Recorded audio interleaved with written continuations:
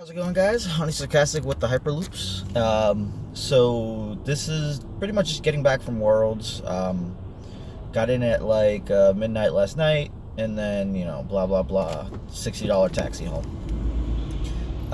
So yeah, a couple things.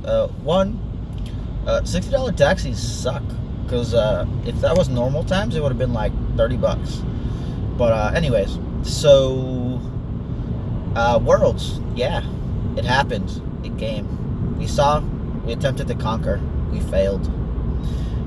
If you're wondering why you're seeing the dashboard cam, pretty much, the reason I'm doing it is because people think I'm distracted while driving, and realistically, there's some minor portion of distraction. But for the most part, I'm just like super crazy safe driver because I don't like paying money for no reason. So normally, for the most part, I leave like a ton of car length between cars. And except for when we're like slow rolling like this, and then I like kind of inch closer. But I know for the most part you guys don't hear any of that crap. I just wanted to explain why you're seeing the front words, and I don't personally care if anyone sees my drive or recognize it, because I always start it after I'm kind of like stopped. Well, not always, but pretty much once I'm already on the drive. So I don't know. I'm really proud of the whole Hyperloops community. Doing well. We had a ton of people make day 2. We had some, unfortunate stuff where, some people bounced out at 3 and 3, couple 2 and 4s. Overall, though, the community as a whole did really great, and I just want to know, wanted them to know that, I'm proud of you guys and, ladies. I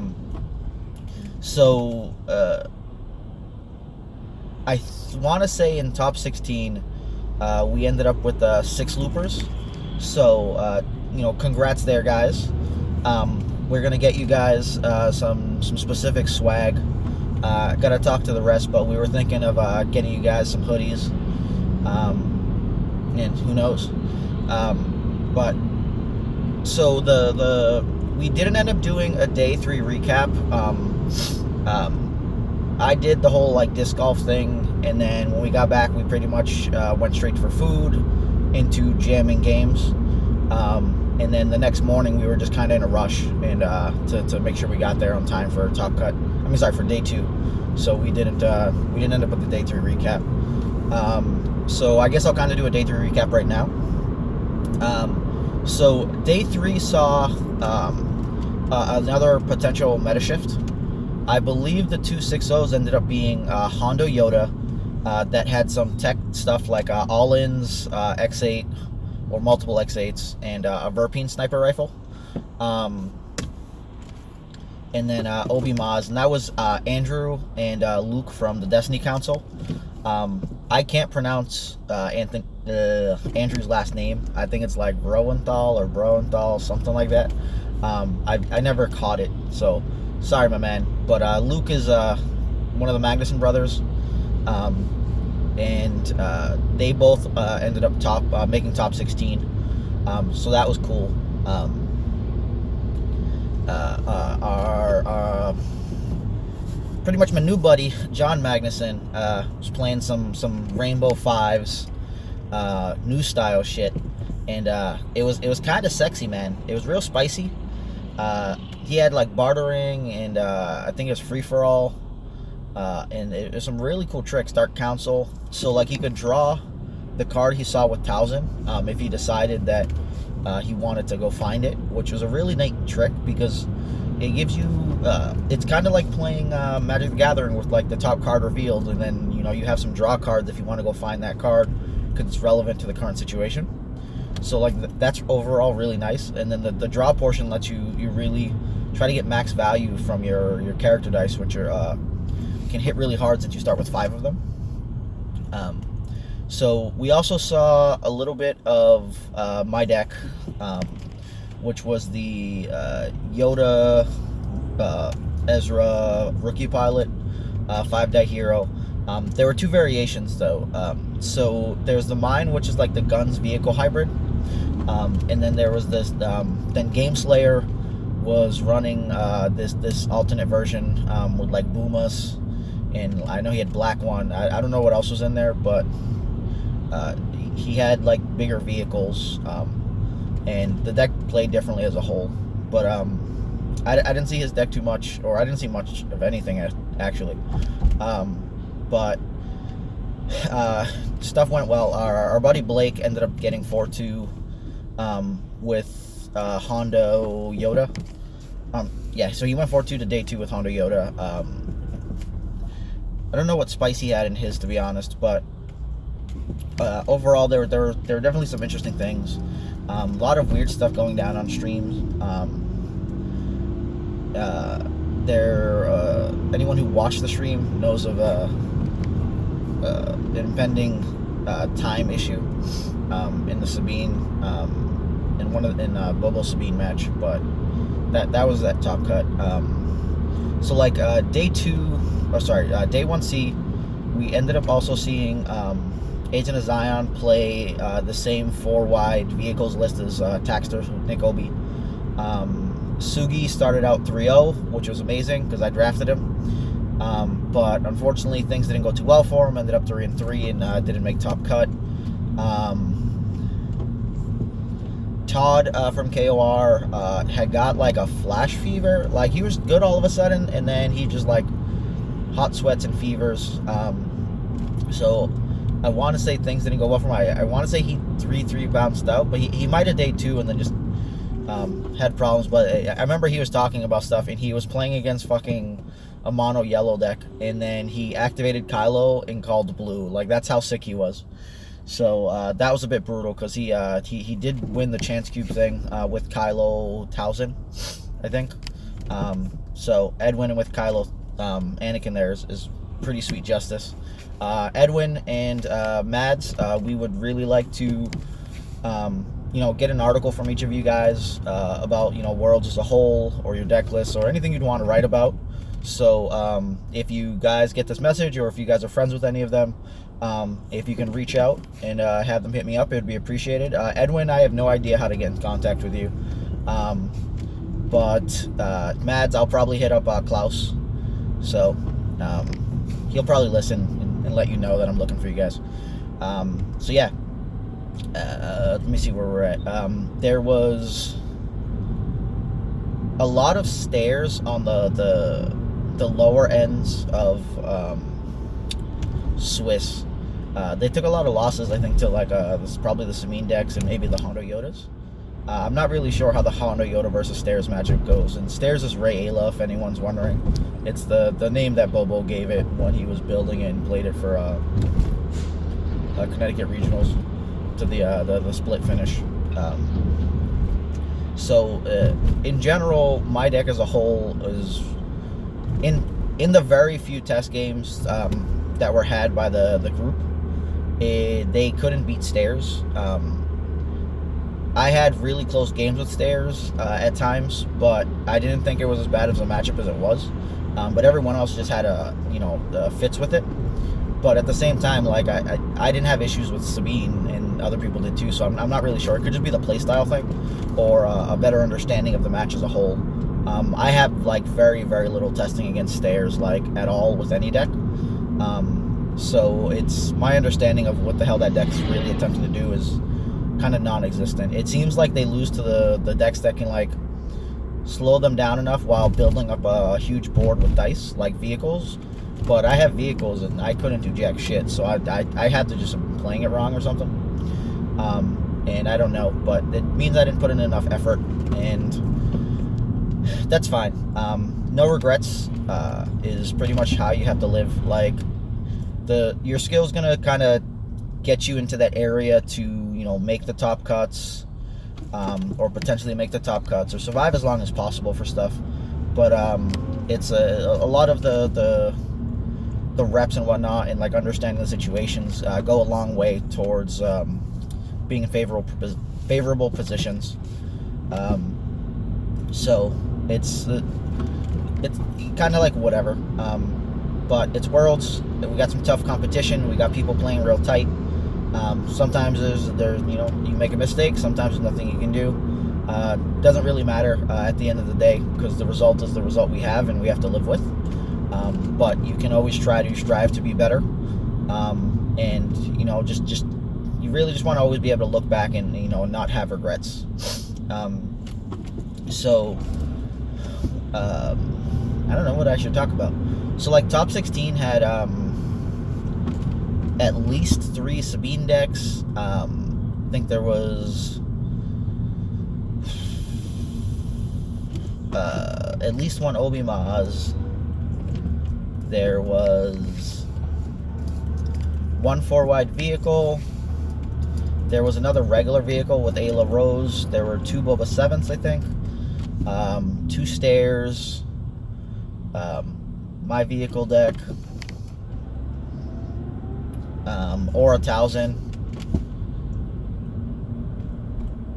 There was 1 Bro TK. I think I listed most of them. I don't even know. I'm not keeping count. I don't want to sit there counting because that would suck. But so it was a very, very, very diverse field. Like I said, it was a lot of rock, paper, scissors still going on. So like in top 4, both me and Mike ended up with the pretty much the negative part of the matchup. And like there's no complaint there because you're gonna line up with whoever, you know, that person did their best to win their other matches to get there. So, you know, if you end up in a 30-70 or 40-60, you know, whatever it is, it's gonna happen, and you have to just try to do what you can to bust through it. But yeah, so we ended up with negative matchups. Both try to do what we can, and you know, we lost. It happens. But super proud of my Broham. You know, we almost got to that Hyperloops final table. We were both just, you know, 1 step away. Congrats to Mads and Edwin for you know, taking us down. Got to kick us down. You know, take us down a notch. But Worlds as a whole, I think was pretty great from that perspective. The day 1, day 2 thing's really interesting. SOS can be super brutal from there, because like John Magnuson got 17th place, which was real unfortunate. As an X2, he had got a pair down to a 4-2 when he was a 5-1, and then he also lost. So it became pretty brutal for his tiebreakers, because if he had lost to a 5-1, it's like, all right, you know, that person's 6-1, so if they drop 1, win 1, you know, that person's 7-2. It's a really good breaker. But you lose to the pair down, now that person's, you know, 5-2. If they drop 1, win 1, now you're looking at a 6-3, and like that's not a very great breaker. Plus now the people you're going to be playing are back in the X and 2 bracket. So like overall, as you beat them, their best case scenario is also going to be, you know, 6-3 again.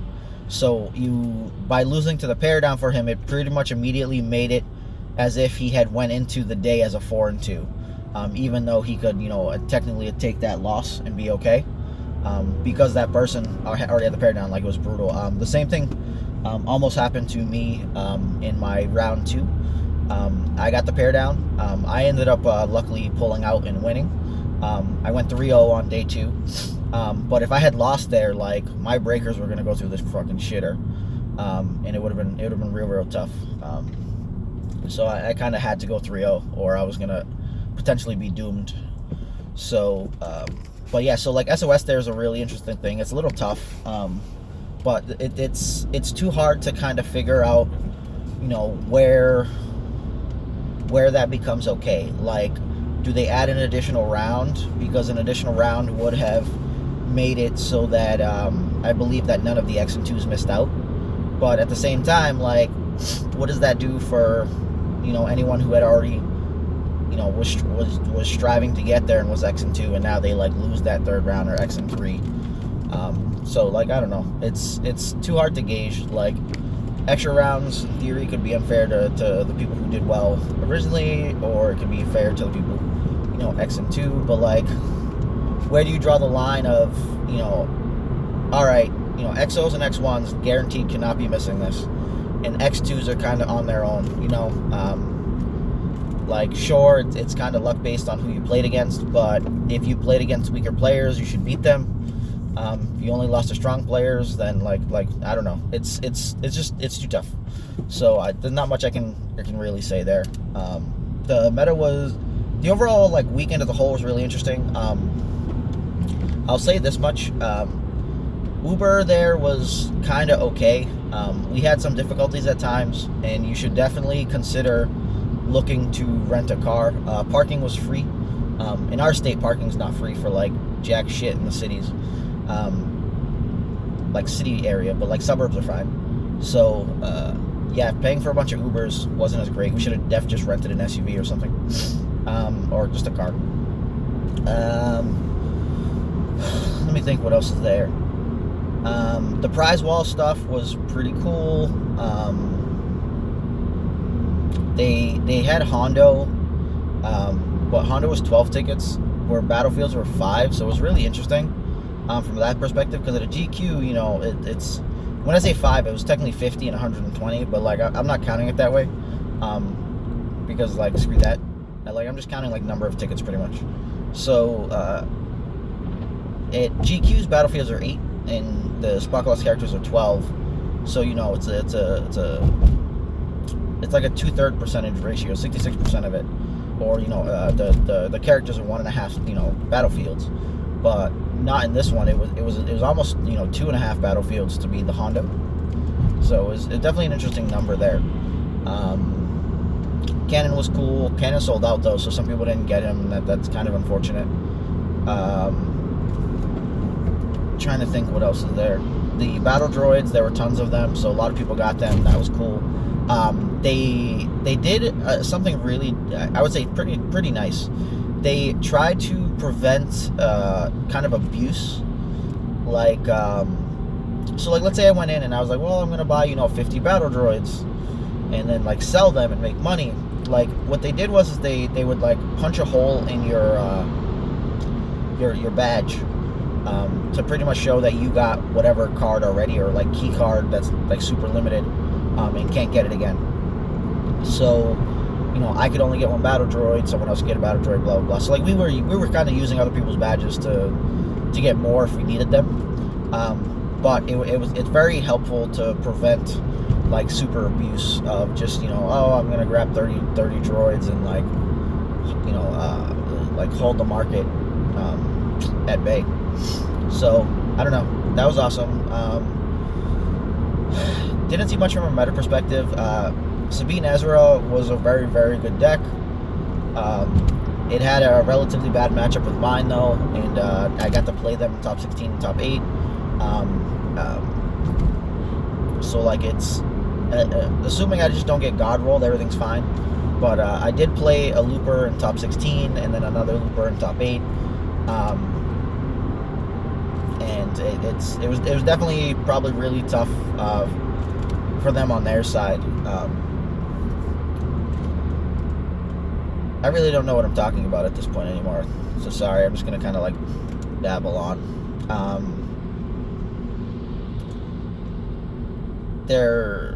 I don't know enough about the drama to talk about it, so I'm not going to. But you'll probably hear about it sooner than later, because we all love drama. It's like wrestling, my team versus your team, blah blah blah. But overall, really proud that we could take 2 of the top 4 slots. And we had 4 of the top 8, because there was me, Bobo's Mike, by the way, because I keep saying Bobo and you guys get all fucked up.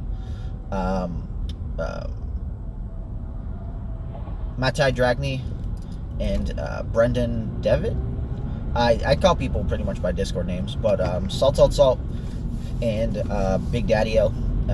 Very proud of you guys. Doing so well, kept it tight, and hopefully there's always room for growth. So next time we can hopefully get you guys further, but hopefully not at our own expense. I can't sit there and be like, hey man, yeah, beat me. No, you gotta fight. We gotta fight for it. But no, definitely super proud of you guys. Proud of everybody on the weekend. Everyone's great. Trying to think. So we had Breckenridge, Moonset did top 16 as a looper. Super proud there. Jack from Golden Dice Podcast, top 16. Someone actually had mentioned to me I needed to put him on my draft team. I think it was Drew from Arrowbrook Gaming, maybe not with Drew. It might have been someone else.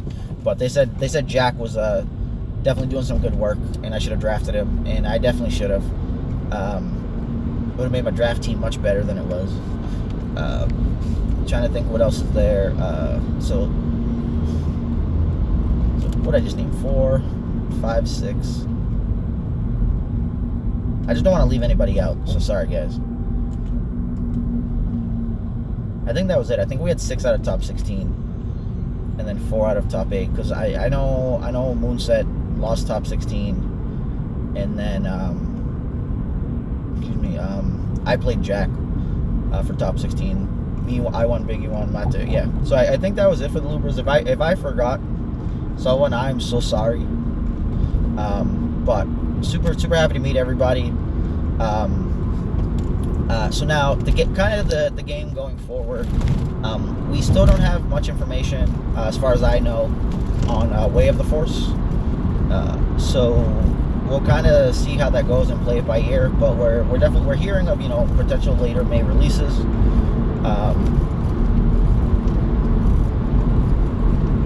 Trying to think. We have Gen Con coming in August. We got our tickets for Gen Con already, and now Gen Con, from what I heard last, still has tickets left over. So if you're trying to go to NA Champs, definitely relook into it. This time though, it's on Thursday, Friday for day 1 and day 2. So kind of just keep that in mind, because last year I think it was Saturday, Sunday for day 1, day 2. So it's going to be very different now, because that means we'll have to get in on Wednesday.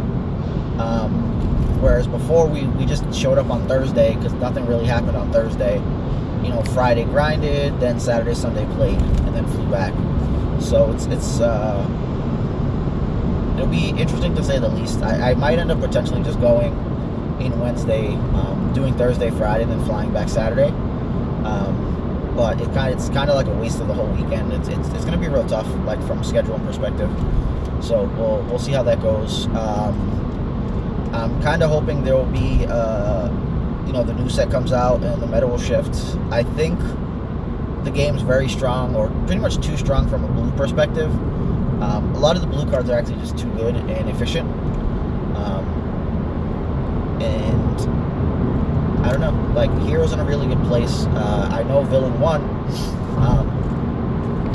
which is perfectly fine. There were very few villain decks in that top cut. It was pretty much 2 Boba 7s, a Bro TK, and then Kylo Anakin, if I'm not mistaken. Actually, I guess, or a Towson too. Was technically there, but if you look at all those decks, those are all like predominantly blue-based decks. And then we had a lot of either yellow or blue, or yellow and blue hero, and red almost doesn't exist. So that should, for the most part, let you know where some of the issues therein lie. Like the vehicle deck, sure, were like rainbow, but that's because we kind of needed to get like the best cards into the deck. They're primarily like red, yellow, have some blue, but like there's no like big red characters that people are building around with like real upgrades. It seems like red's like the vehicle color now. I'm trying to think what else is there. So like, I think a lot of people want to hear about my deck list and kind of how it came about. I guess I can talk about it a little bit. So I kind of go through the motions trying to kind of break whatever I think is pretty busted. And the card I was attempting to actually break in the deck was Force Wave. And the reasoning here was that Ezra could keep people off of resources, or potentially ramp through them with this special, or like Yoda into the special. I could have considered running truces to get better abuse from that special setup, because I could truce into 1, Yoda into the 2, steal with the 3 for Ezra, and then like jam down a vehicle. And it's something I considered but never ended up doing. What is it? I already forgot. Oh yeah. So the deck started as a Force Wave deck, and the reasoning was that I wanted 5 dice to start if I could, or I wanted Yoda, and I couldn't find a yellow partner that I was content with. So the theory was I'll just go Ezra. The rookie pilot's fine. And now since I have a bunch of gun size, I needed to better abuse my guns. I need better range so that I could more accurately chain those in together. But the intent was to be able to use Force Wave against 3 wide decks, and Ezra can hold a Force Wave, in case most people didn't know, because he's the blue requirements on upgrades don't matter when they go on Ezra. And like a small weird thing is that if you play Crafted Lightsaber, which the guy normally has to be exhausted for, you can just straight cast it on Ezra while Ezra's untapped, and then use it. And like that's a really good die. So like I had also considered something like Padawan, Elite Ayla, Ezra, so that I could jam down like Crafted and or something like an Ancient, and have some really good dice and stuff going on, and still get like easy pickings and truce. And Ezra's gonna get shot up, so then like redeploy stuff over.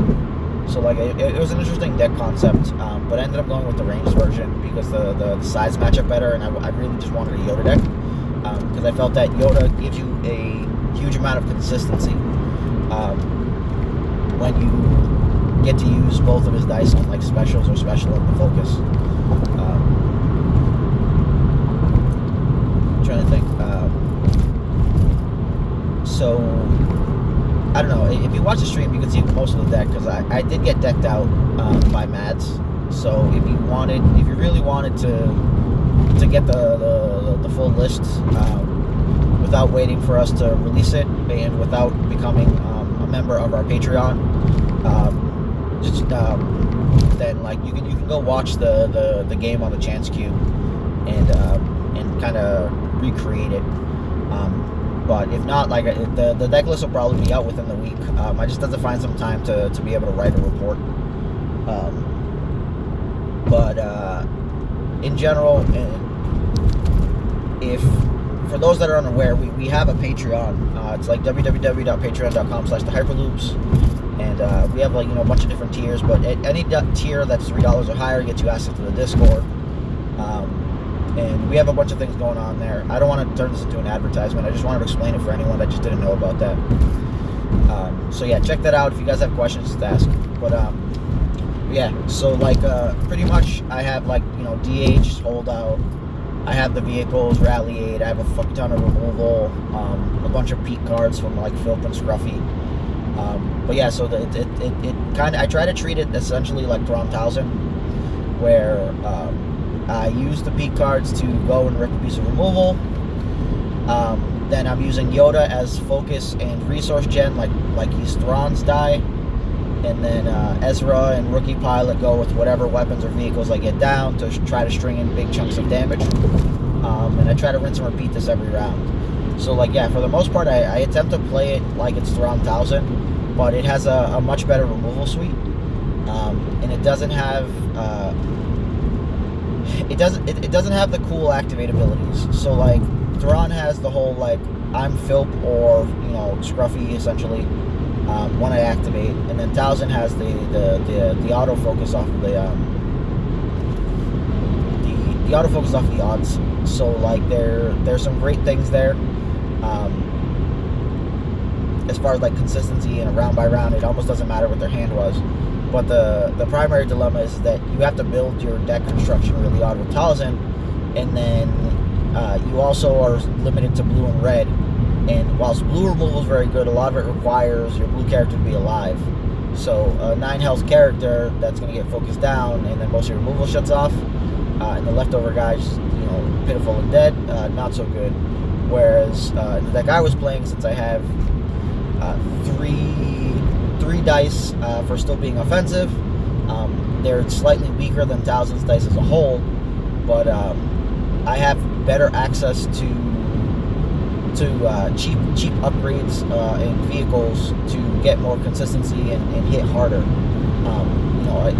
It's very often did I have that like 6 damage round 1, 8 damage round 1 sometimes, and like that's a huge thing.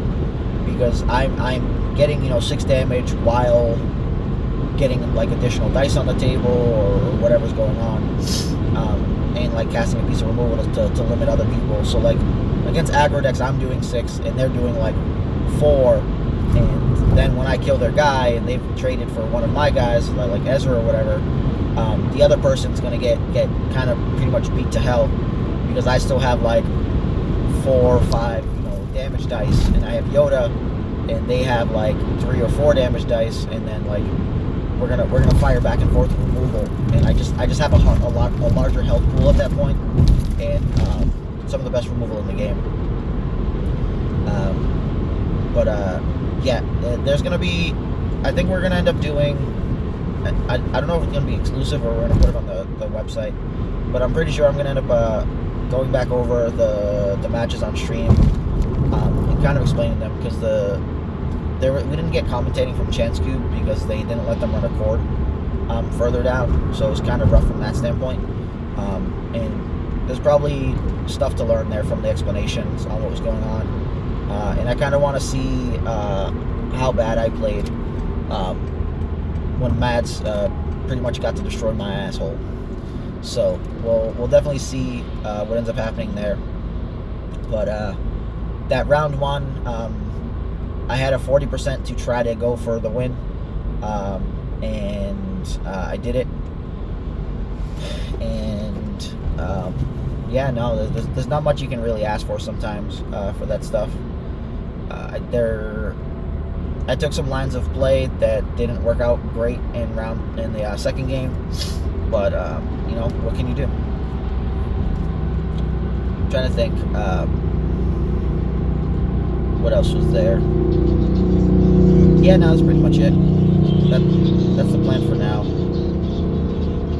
One second. There's a guy on this right of this truck that I'm trying to figure out, is he going in front of it or okay.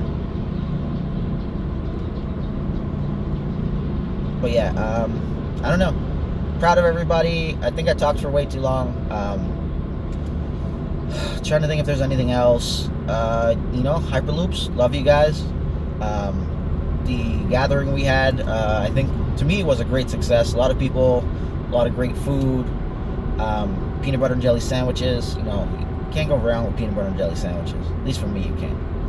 But yeah, no, shit was awesome. But yeah, I definitely want to give a shout out and thanks to everyone we talked to throughout the weekend, everyone we play tested with. Outrun, Biggie, Dr. Bear, Sir Dappy, Reflex, Blake, my own team, NJ Cuenca, Bobby Sapphire, Jedi Geek Girl came down, Yodaz, Call,